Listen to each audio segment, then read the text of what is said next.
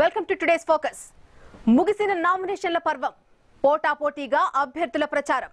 తెలంగాణలో స్పీడ్ పెంచిన నేతలు, పేలుతున్న మాటల తూటాలు. 16 సీట్లు గెలుస్తామంటున్న టీఆర్ఎస్, అంత సీన్ లేదంటున్న బీజేపీ, కాంగ్రెస్. పోరు తెలంగాణ, ఇదే వాటి టుడేస్ ఫోకస్.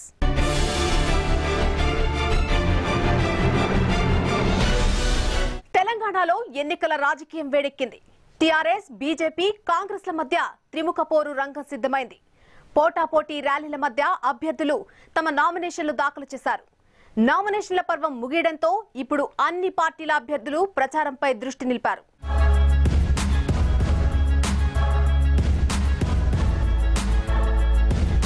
రెండు తెలుగు రాష్ట్రాల్లో ముగిసిన నామినేషన్ల పర్వం.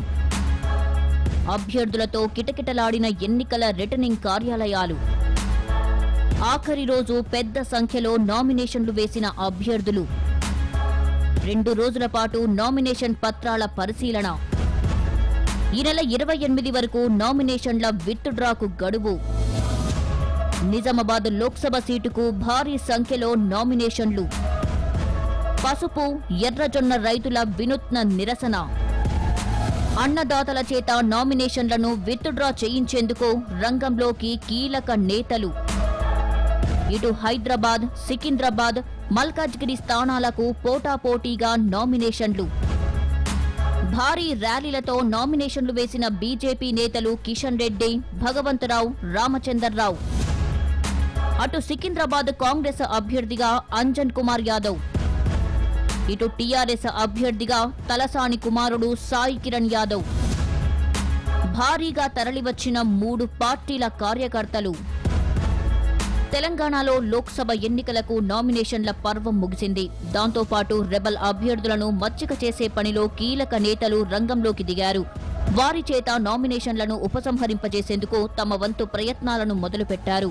ముఖ్యంగా గతంలో ఎన్నడూ లేని విధంగా ఈసారి నిజామాబాద్ పార్లమెంటు స్థానానికి అత్యధికంగా నామినేషన్లు దాఖలయ్యాయి. ప్రధాన పార్టీలైన టీఆర్ఎస్, బీజేపీ, కాంగ్రెస్లతో పాటు అన్నదాతలు కూడా పెద్ద సంఖ్యలోనే నామినేషన్లు దాఖలు చేశారు. జిల్లాల్లో పసుపు, ఎర్రజొన్న పంటలకు మద్దతు ధర డిమాండ్ చేస్తూ అన్నదాతలు ఈ వినూత్న నిర్ణయం తీసుకున్నారు. ఎన్నో రోజుల నుంచి తాము ఆందోళన చేస్తున్నా ప్రభుత్వం పట్టించుకోవడం లేదని రైతులు ఆవేదన వ్యక్తం చేస్తున్నారు. నామినేషన్లకు చివరి రోజు కావడంతో దాదాపు 180 మంది వరకు కూడా రైతులు స్వతంత్ర అభ్యర్థులుగా నామినేషన్లను, అంతకుముందు దాఖలైన 56 నామినేషన్లలో 50 వరకు కూడా అన్నదాతలే నామినేషన్లు వేశారు. తాము ఎదుర్కొంటున్న సమస్యల పరిష్కారం కోసం ఉద్యమంలో భాగంగానే ఎన్నికల్లో పోటీకి దిగామని రైతులు చెబుతున్నారు. తమ ఈ ఉద్యమం రాజకీయాలకు అతీతంగా సాగుతుందని తెలిపారు. ఫిబ్రవరి నుంచి కూడా తమ ఉద్యమం సాగుతుంటే తమను కనీసం ఎవ్వరూ పట్టించుకోలేదని, కనీసం ఎవ్వరూ స్పందించలేదని అన్నారు. ఇప్పుడు తాము నామినేషన్లు వేస్తుంటే ఎన్నికల కోడ్ అమల్లో ఉందని, అందుకే రైతులకు ఏమీ చెయ్యలేకపోతున్నామని కుంటిసాకులు చెబుతున్నారని కిసాన్ సంఘ్ నేతలు ఆరోపిస్తున్నారు. పసుపుకు మద్దతు ధర ప్రకటించాలని చెప్పి పసుపు బోర్డు ఏర్పాటు చేయాలని గత 13 సంవత్సరాల నుండి మరి రైతులందరూ గల్లీ నుంచి ఢిల్లీ వరకు ఉద్యమాలు చేసినప్పటికీ ఇంతవరకు కూడా పసుపు బోర్డు ఏర్పాటు చేయనందున, పసుపుకు మద్దతు ధర ప్రకటించినందున మరి నామినేషన్ ద్వారానే కనీసము మరి యొక్క నిరసన తెలపడానికి మాత్రము ఈ యొక్క నామినేషన్ కార్యక్రమం ఏర్పాటు చేయడం జరిగింది. రైతులందరూ ఐకమత్యంగా ఉండి పసుపుకు మద్దతు ధర ప్రకటించి పసుపు బోర్డు ఏర్పాటు చేస్తేనే పసుపు రైతులందరికీ న్యాయం జరుగుతుందని చెప్పేసి మరి ముక్త కంఠంతో వందలాది మంది రైతులు ప్రతి గ్రామం నుండి ఒకరి నుంచి 10 మంది వరకు నామినేషన్ కార్యక్రమం చేపట్టి ఈ యొక్క నామినేషన్ కార్యక్రమం ద్వారా ప్రభుత్వం నిరసన తెలుపుతున్నారు. మరి ఇప్పటికైనా కానీ కేంద్ర ప్రభుత్వ రాష్ట్ర ప్రభుత్వం గుర్తించి పసుపు బోర్డు ఏర్పాటు చేసి పసుపుకు క్వింటాల్కు 15,000 మద్దతు ధర ప్రకటించి కేంద్ర రాష్ట్ర ప్రభుత్వం కూడా కొంచెం ఆలోచించి రైతుల పక్షాన్ని నిలిచి మన కేంద్ర ప్రభుత్వాన్ని వాళ్ళ యొక్క ఎలాగైనా చేసి మన రైతులకు న్యాయం జరిగే వరకు ఖచ్చితంగా ఈ పోరాటం ఉంటుంది. మేము జగిత్యాల జిల్లా నుంచి దాదాపు ఈరోజు ఒక 50-60 మంది వచ్చినాం. మొన్న ఒక 10 మంది నామినేషన్లు వేసినాం. ఇది ఎలాంటి పార్టీ మద్దతు లేకుండా మేము సొంతగా మా సంఘాలు లేకపోతే మా జేబుల నుంచి డబ్బులు భరించి నామినేషన్ వేస్తున్నాం. ఇది ఎలాంటి పార్టీల మద్దతు కూడా మాకు లేదు. కాబట్టి రాష్ట్ర కేంద్ర ప్రభుత్వాలు రెండు కూడా ఆలోచించి మన రైతులందరికీ కూడా న్యాయం చేయాలని మా యొక్క నిజామాబాద్ పార్లమెంటు తరపున నేను అందరినీ కోరుకొని మరోవైపు నిజామాబాద్ స్థానం నుంచి TRS sitting MP Telangana CM KCR కుమార్తె కల్వకుంట్ల కవిత టీఆర్ఎస్ తరపున మరోసారి బరిలోకి దిగారు. అలాగే కాంగ్రెస్ నుంచి గతంలో ఇదే స్థానం నుంచి 2 సార్లు గెలిచిన మాజీ ఎంపీ మధు యాష్కి గౌడ్ కూడా నామినేషన్ దాఖలు చేశారు. ఇక బీజేపీ నుంచి ధర్మపురి అరవింద్ కూడా 2వ సెట్ నామినేషన్ పత్రాలు మరోసారి దాఖలు చేశారు. ఊహించని విధంగా నామినేషన్లు దాఖలు కావడంతో ఇక్కడ పోరు రసవత్తరంగా మారింది. 2 సెట్లు దాఖలు చేయడం జరిగింది. ఇక్కడ చూస్తా ఉంటే వందలాది సంఖ్యలో పసుపు రైతులు కూడా నామినేషన్లు దాఖలు చేయడం జరుగుతూ ఉంది. ఇది ప్రజాస్వామ్యం. ప్రజాస్వామ్యంలో ఎన్నికల్లో ఎవరైనా పోటీ చేయొచ్చు. నేను ఎలక్షన్ కమిషన్ కి విజ్ఞప్తి చేస్తా ఉన్నాను. పసుపు రైతులకి సంబంధించి మంచి నిర్ణయాలు భారతీయ జనతా పార్టీ తీసుకోవడం జరిగింది. కేంద్ర ప్రభుత్వం కూడా దానికి సహకారం చేసింది.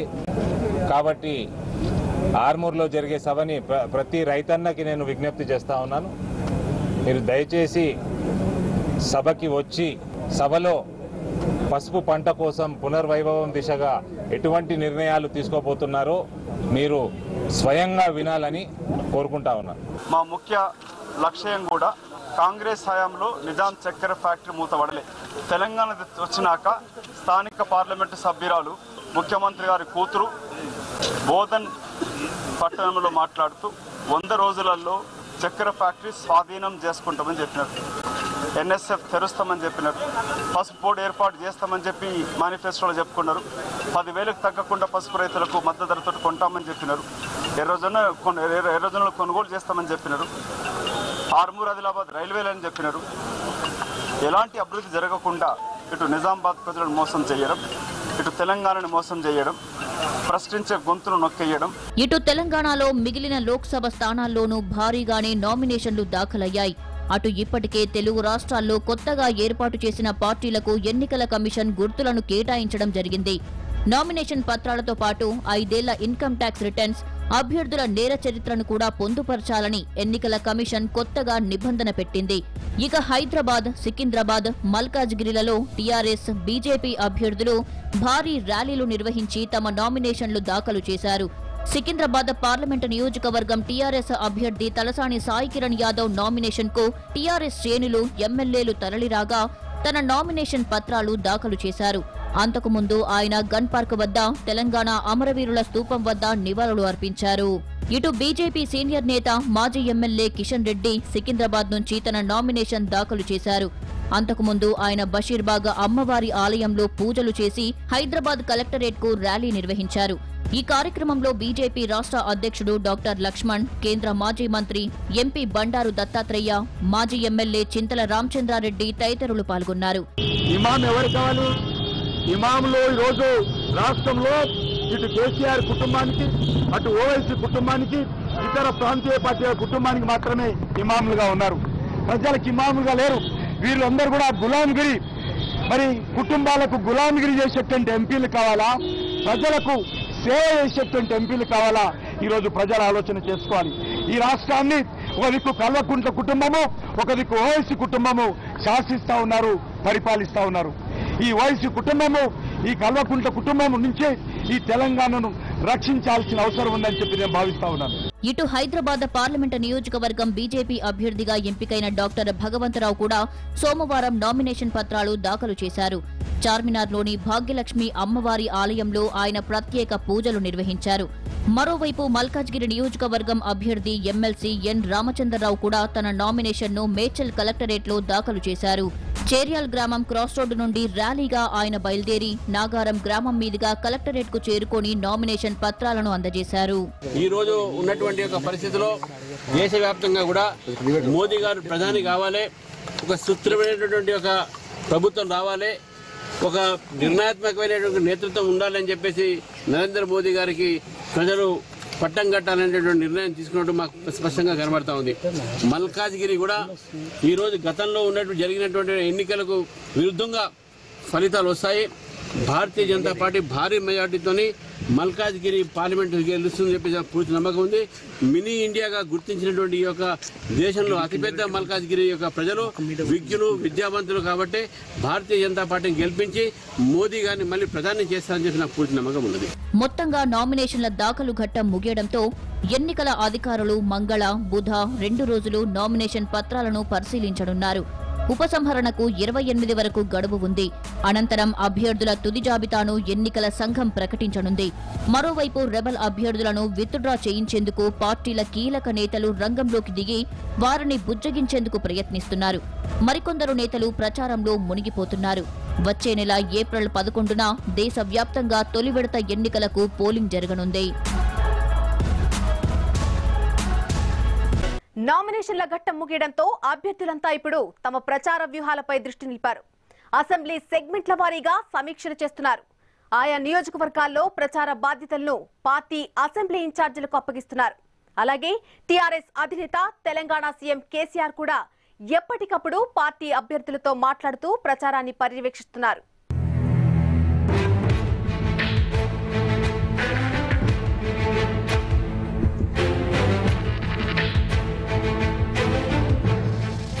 దేశంలో తొలిదశ పోలింగ్ జరిగే స్థానాలకు సంబంధించి నామినేషన్లకు గడువు ముగియడంతో ఆయా ప్రాంతాల్లో పోటీలో నిలిచిన అభ్యర్థులపై ఓ క్లారిటీ వచ్చింది. ఇప్పటికే ప్రధాన పార్టీల అభ్యర్థులు నామినేషన్లు దాఖలు చేశారు. హైదరాబాద్ నుంచి ఎంఐఎం తరపున అసదుద్దీన్ ఓవైసీ పోటీ చేస్తున్నారు. సిపిఐ, సిపిఎంలు పొత్తు పెట్టుకుని చెరో 2 చోట్ల బరిలోకి దిగుతున్నాయి. సిపిఎం తరపున మల్లు లక్ష్మి నల్గొండ, బి వెంకట్ ఖమ్మం, సిపిఐ నుంచి శ్రీరాములు భువనగిరి పోటీ చేస్తుండగా జనసేన తరపున మహేందర్ రెడ్డి మల్కాజ్గిరి, శంకర్ గౌడ్ సికింద్రాబాద్, భాస్కర్ నాయక్ మహబూబాబాద్ బరిలో ఉన్నారు. ఆదిలాబాద్ ఎస్టీ లోక్సభ నియోజకవర్గం నుంచి టీఆర్ఎస్ నుంచి జి నగేష్, కాంగ్రెస్ నుంచి రమేష్ రాథోడ్, బీజేపీ నుంచి సోయం బాపురావు పోటీలో ఉన్నారు.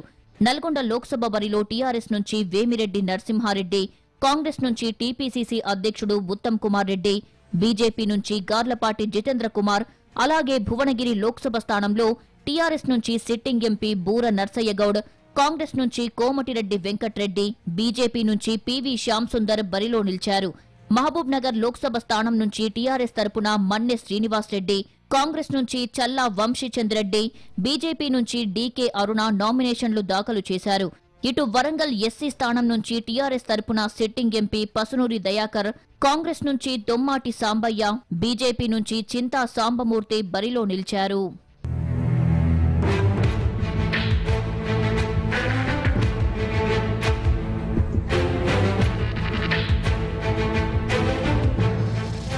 మల్కాజ్గిరి పార్లమెంటు స్థానం నుంచి అధికార టీఆర్ఎస్ తరపున మర్రి రాజశేఖర్ రెడ్డి, కాంగ్రెస్ నుంచి రేవంత్ రెడ్డి, బీజేపీ నుంచి ఎన్ రామచంద్రారావు నామినేషన్లు దాఖలు చేశారు.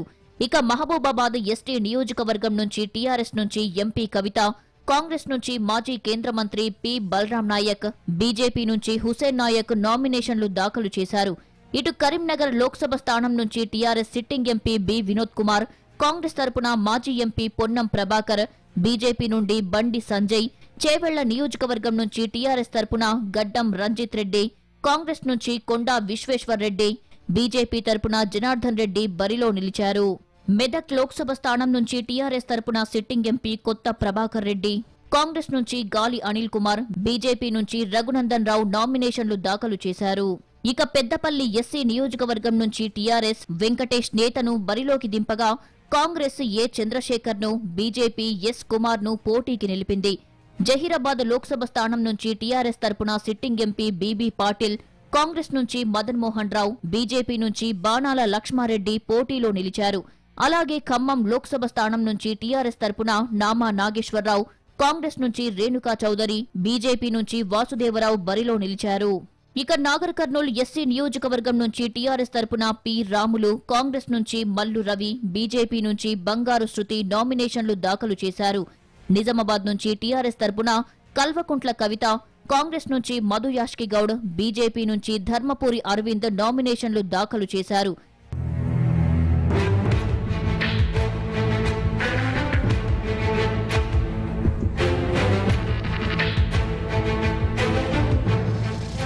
ఇటు తెలంగాణలో కీలకమైన సికింద్రాబాద్ లోక్సభ స్థానం నుంచి మంత్రి తలసాని శ్రీనివాస్ యాదవ్ కుమారుడు తలసాని సాయి కిరణ్ టీఆర్ఎస్ తరపున నామినేషన్ దాఖలు చేశారు.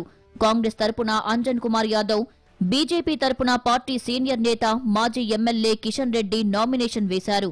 ఇక హైదరాబాద్ స్థానం నుంచి టీఆర్ఎస్ మిత్రపక్షం ఎంఐఎం తరపున అసదుద్దీన్ ఓవైసీ, కాంగ్రెస్ తరపున ఫిరోజ్ ఖాన్, బీజేపీ తరపున డాక్టర్ భగవంతరావు నామినేషన్లు వేశారు.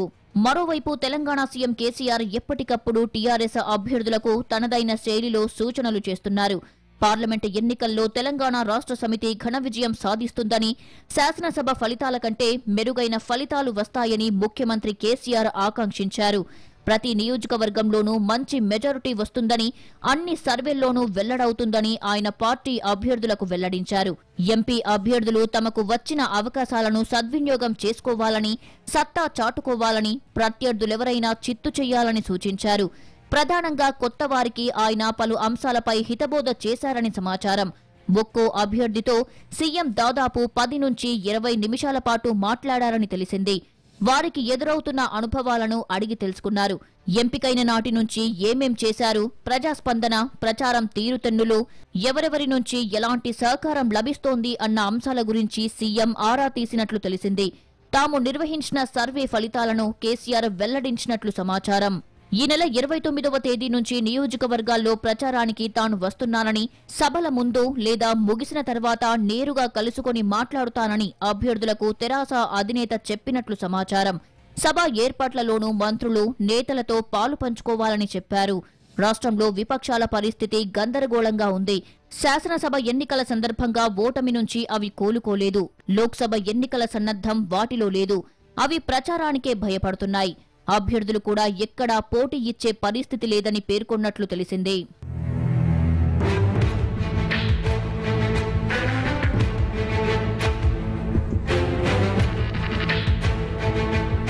ప్రచారానికి 3 వారాల కంటే కూడా తక్కువ సమయం ఉండడంతో ఇటు పార్టీల అధినేతలతో పాటు జాతీయ నేతలను సైతం రంగంలోకి దించేందుకు పార్టీలు పావులు కదుపుతున్నాయి. కేంద్ర మంత్రులతో పాటు ప్రధాని మోదీ సైతం తెలంగాణలో బీజేపీ అభ్యర్థుల తరపున ప్రచారానికి రానున్నారు. ఇటు కాంగ్రెస్ పార్టీ అధ్యక్షుడు రాహుల్ కూడా ఇప్పటికే శంషాబాద్ లో ఒక దఫా ప్రచారం నిర్వహించారు.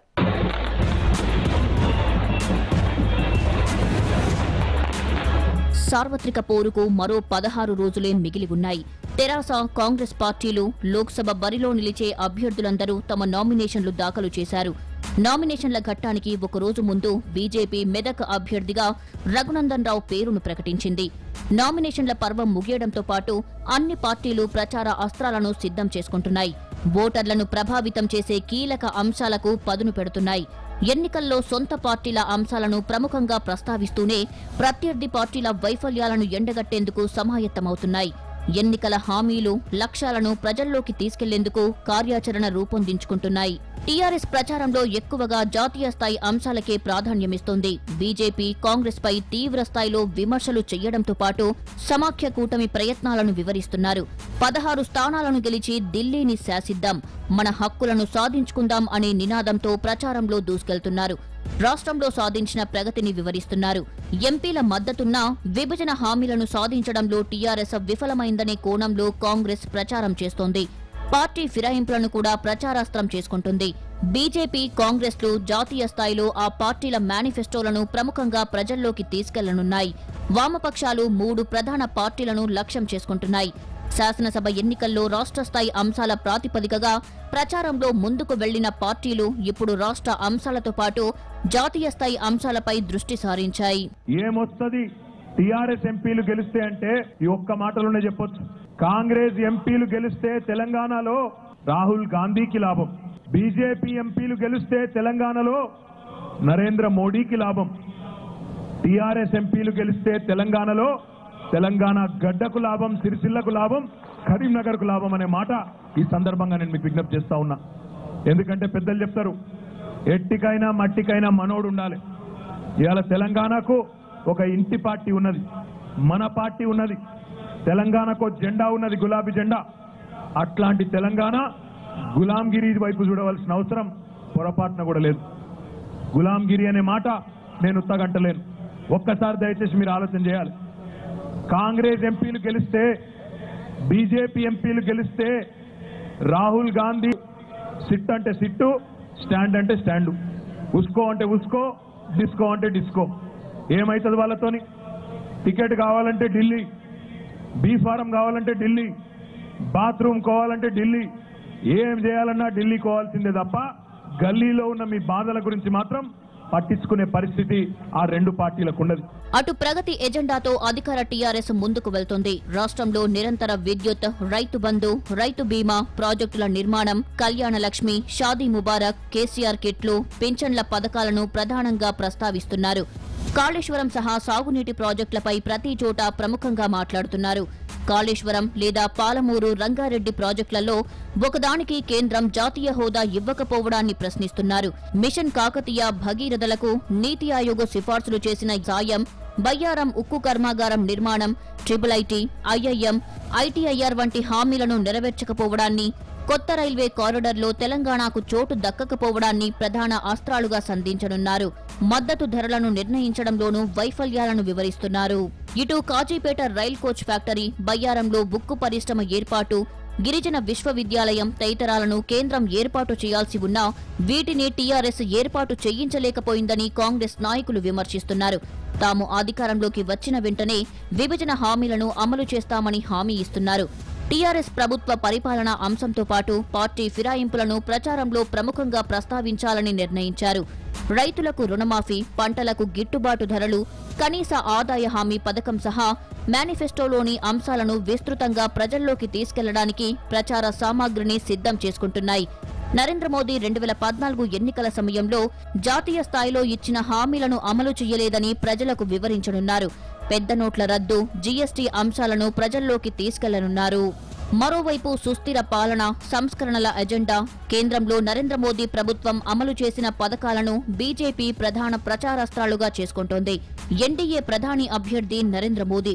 మరి కాంగ్రెస్ కూటమిలో ఇతర ప్రతిపక్షాల్లో ప్రధాని అభ్యర్థి ఎవరు అంటూ ప్రశ్నిస్తోంది కమల దళం.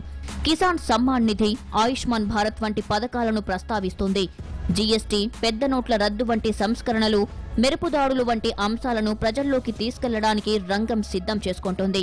ట్రిపుల్ తలాక్, అగ్రవర్ణ పేదలకు 10% రిజర్వేషన్లు, రాష్ట్రంలో ఎయిమ్స్ ఏర్పాటు, హైకోర్టు విభజన, పలు రహదారులను జాతీయ రహదారులుగా గుర్తింపు, రామగుండం ఎరువుల కర్మాగారం, నల్గొండ జిల్లాలో యాదాద్రి పవర్ ప్లాంట్, కాళేశ్వరం, పాలమూరు, రంగారెడ్డి ప్రాజెక్టులకు పర్యావరణ, అటవీ అనుమతుల అంశాలను ప్రచారాస్త్రాలుగా సంధించడానికి సిద్ధమయ్యింది. ఇక వామపక్షాలు ఉమ్మడి వ్యూహంతో ప్రచారాన్ని నిర్వహించాలని నిర్ణయించాయి. గత 5 ఏళ్లలో కేంద్రంలో బీజేపీ అవలంబించిన విధానాలపై వామపక్షాలు ప్రధానాస్త్రాలను సంధించనున్నాయి. రాష్ట్రంలో కేసీఆర్ ప్రభుత్వాన్ని వ్యతిరేకించడంతో పాటు ప్రజాస్వామ్య పరిరక్షణ నినాదంతో ప్రచారాన్ని ముందుకు తీసుకెళ్లాలని నిర్ణయించాయి. రాష్ట్రంలో కలిసికట్టుగా చెరో 2 స్థానాల్లో పోటీకి దిగాలని సిపిఐ, సిపిఎంలు ఇప్పటికే పరస్పర అంగీకారానికి వచ్చాయి. ఈ 4 స్థానాల్లోనూ 2 పార్టీల జాతీయ, రాష్ట్ర నేతలు ఉమ్మడిగానే ప్రచారంలో పాల్గొననున్నారని సమాచారం. ఇది వాటి టుడేస్ ఫోకస్. మరో అంశంతో మళ్ళీ కలుద్దాం. చూస్తూనే ఉండండి భారత్ టుడే. దేశం కోసం, ధర్మం కోసం.